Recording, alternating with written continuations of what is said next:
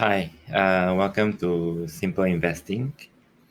As you know, the Ukraine and Russian war has started. Of course, initially it started off with Putin saying that he just wanted the separatist two states that's on the east side of Ukraine and declare them independence and not to invade the entire Ukraine. But as you can see, the attacks were everywhere from all different angles, land and the Black Sea as well. So um, the purpose of this discussion here is to discuss about the war risk relative to the um, stock market and what are the potential headwinds that we'll be facing after Ukraine, or after taking over the two separatist country. Yeah, so just wanted to share with you a couple of important news. Ukraine calls on Turkey to bar Russian warships from Black Sea. Okay, this is something that is quite interesting because, as you can see, the Black Sea is actually occupied by Russia, Ukraine, Turkey, Romania, Moldavia, Bulgaria, Georgia, and all that. So apparently, there's this rumor saying that because Russia lost Ukraine and then lost part of the control on the Sea of Azov, and Ukraine has become very friendly to the Western countries, and there are some ammunitions or missiles all put here and warships here as well, that is very close to Russia.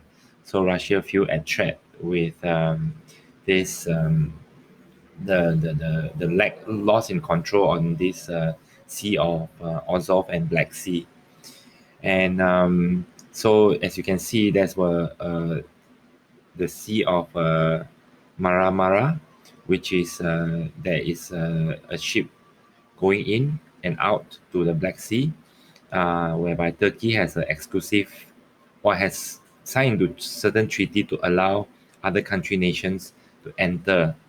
So I think this is one of the very key assets that Ukraine has, which is control on the Red Sea, so a Black Sea. So that's one thing I think, which is an asset to Ukraine, which Russia wants.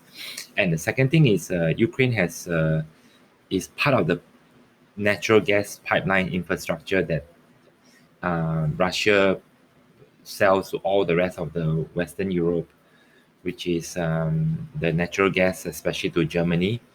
And apparently, Ukraine has been making things very difficult because the pipeline is lay under the ground of Ukraine, and Ukraine wants certain compensation from Russia.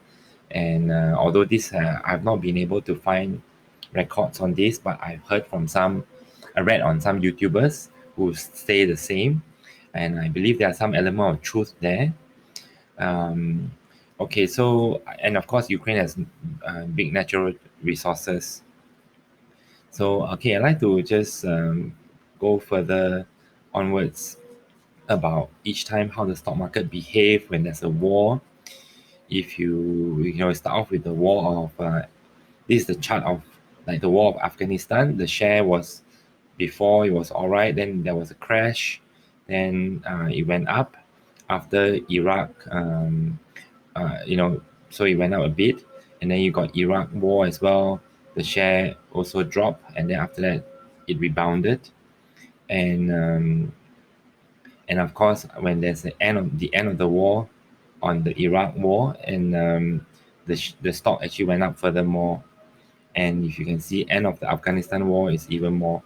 So if so, you can basically come to certain form of intelligent guess that every time when a war immediately started, like you can see the Afghanistan war and the Iraqi war, there is a crash, and then after that it recover, and then like for the Iraq war, you will see that the Afghanistan war, you will see that you will crash again here, correct again here, and then you'll go up another round. So is volatile. You can see the charts, and if you can see the Kosovo War as well here and here, there was a dip, and then after that it went up.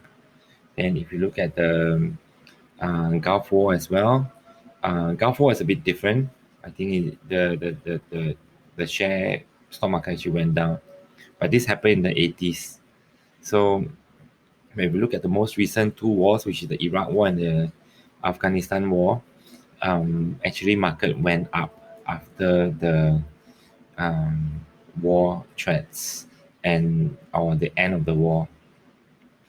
This is a Syria chart on the war on Syria, although it doesn't really damage or affect U.S. stock market in any way or U.S. economy.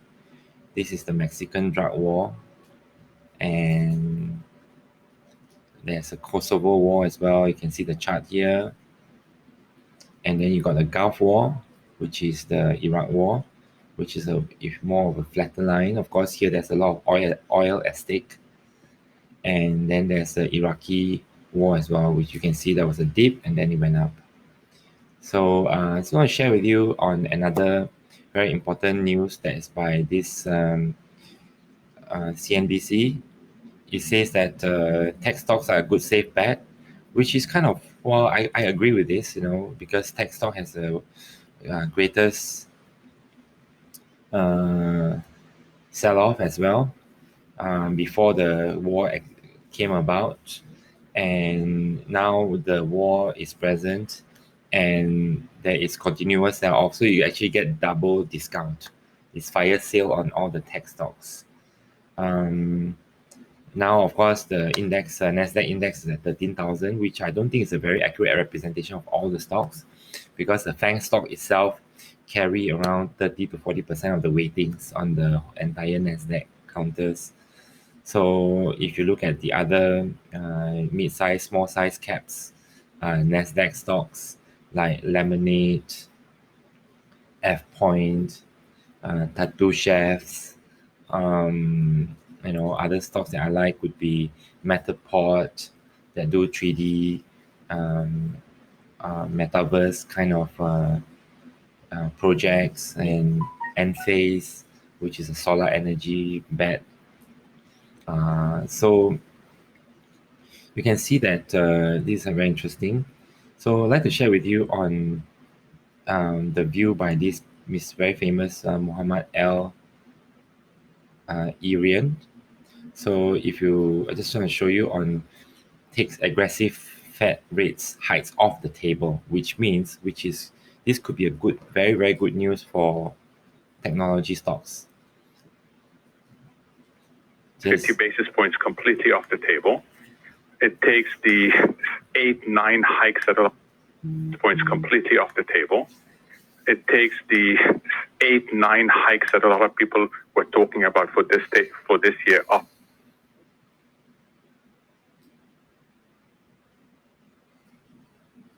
Just a second, it's loading. As you can see, he did mention that it takes the rates hikes off the table because Fed may not be hawkish anymore, may be accommodative. The table, and thankfully so, because you heard me say on your show that I didn't think the U.S. economy could accommodate and live with such slamming of the brakes of monetary policy. It means the Fed is going to have to be even more careful, and it's going to have to tolerate higher inflation. Nobody wanted to be here, but we were already far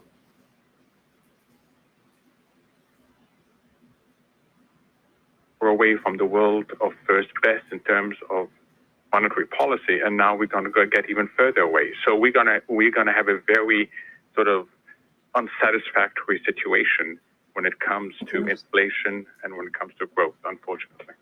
Mohammed, I've had very smart investors explain to me that when you're dealing with inflation as high as we have it already, at 7% plus, that you're already at the point that the only way to resolve this inflation picture is to put the economy into a recession. Do you disagree with that?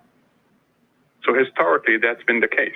Historically, when inflation gets this high and the Federal Reserve has lost its inflation credibility and has lost the policy narrative, they are forced to slam on the brakes.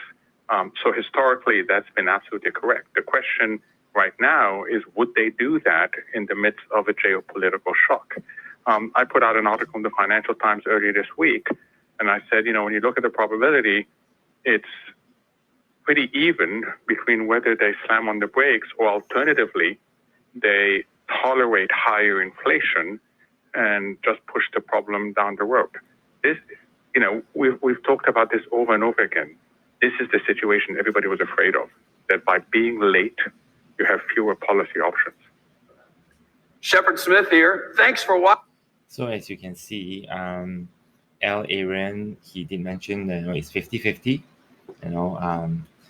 So if you are of the view that inflation is transitory, of course, this war will create a rise in the price of commodities like oil, nickel, natural gas, and all that.